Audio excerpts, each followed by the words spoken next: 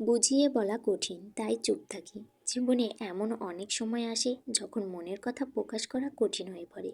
হয়তো কিছু অনুভূতি এতটাই গভীর যে সেগুলো শব্দে প্রকাশ করা যায় না, কিংবা কিছু অভিজ্ঞতা এতটাই জটিল যে বোঝানোর জন্য যতই চেষ্টা করা হোক, শুনতে পাওয়া মানুষটি হয়তো বুঝবে না। তখন আমরা চুপ করে থাকি। চুপ থাকা কোনো দুর্বলতা নয়, বরং এটি আত্মনিয়ন্ত্রণের একটি গুরুত্বপূর্ণ দিক। কখনো কখনো চুপ থাকার মধ্যেও লুকিয়ে থাকে অগণতিক শব্দ, মনের গভীর বেদনা, কিংবা অজস্র অপ্রকাশিত গল্প।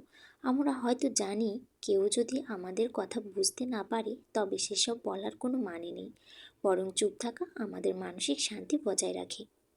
তবে চুপ থাকার মানে এই নয় যে আমরা দুর্বল বা আত্মবিশ্বাসহীন, বরং এটি আমাদের অভিজ্ঞতা ও প্রজ্ঞার প্রতিফলন। কিছু অনুভূতি শুধুই অনুভবের জন্য, বোঝানোর জন্য নয়।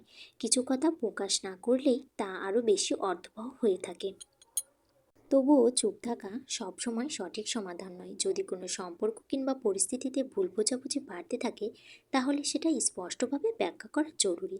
কারণ অনেক সময় চুপ থাকা ভুল বোঝার জন্য জন্ম দেয়।